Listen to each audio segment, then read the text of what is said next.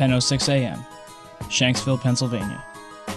Flight 93 was en route from New Jersey to California with 45 passengers when it went off course at 8:56 over Cleveland, Ohio. According to the official story, Flight 93 was headed for the White House when it was overpowered by a group of passengers and crashed in Shanksville, Pennsylvania.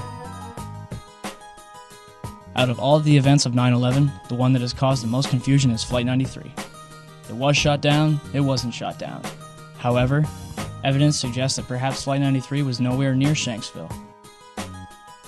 I want to get quickly to Chris Kanicki. He's a photographer with the Pittsburgh affiliate of Fox affiliate. He was back there just a couple of minutes ago, and Chris, I've seen the pictures. It looks like there's nothing there except for a hole in the ground. Basically, that's right. The only thing you could see from where we were was a big gouge in the earth and some broken trees. We could see some people walking around in the area, but from where we could see, there wasn't much left. Any large pieces of debris at all? No, there was nothing that you could distinguish that a plane had crashed there. Smoke, fire? Nothing. It was absolutely quiet. It was actually very quiet. Nothing going on down there, no smoke, no fire. Just a couple of people walking around. They look like part of the NTSB crew walking around looking at the pieces. How big would you say that hole was? From my estimates, I would guess it was probably about 20 to 15 feet long and probably about 10 feet long or 10 feet wide. What could you see on the ground, if anything, other than dirt and ash? And you couldn't see anything. You could just see dirt, ash, and people walking around, broken trees.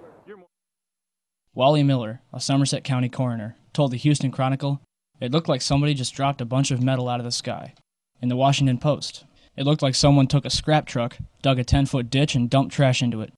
And as for the passengers, "I stopped being coroner after about 20 minutes because there were no bodies there." In the Pittsburgh Review, "I have not, to this day, seen a single drop of blood. Not a drop." It would seem that, on one day, for the second time in history, an entire plane, along with its passengers, disappeared upon impact.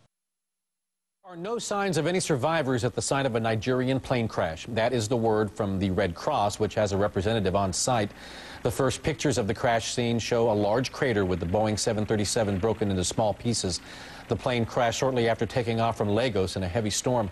The flight was going to the Nigerian capital of Abuja and was believed to be carrying some senior Nigerian officials.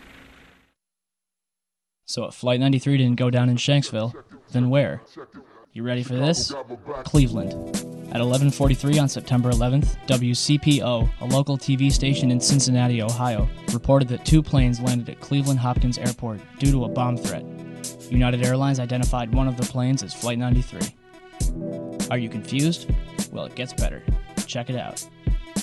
At approximately 10 a.m., Cleveland Hopkins Airport was evacuated amidst rumors that a hijacked plane was going to land. Passengers had to leave, but couldn't drive. They had to walk or hitchhike. Buses weren't allowed to leave. People were sent home. According to Associated Press and local Ohio papers, one plane landed at approximately 10:45. But Delta Airlines confirmed that their plane, Delta 1989, landed in Cleveland at 10:10. Therefore, Flight 93 landed at Cleveland at approximately 10:45. Authorities searched Delta 1989 for over 2 hours, and passengers were questioned individually. The plane dealer reported that the plane was evacuated at 12:30.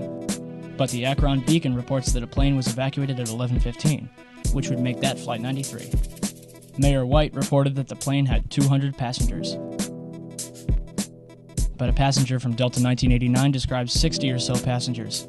So at 11:15, 200 or so passengers were released from Flight 93. The passenger from Delta 1989 states that she was taken into FAA headquarters.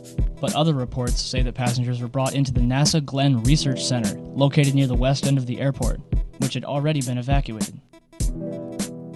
So, to sum up, Delta 1989 landed at 10:10, was evacuated at 12:30, almost 2.5 hours later, and 69 passengers were taken to FAA headquarters.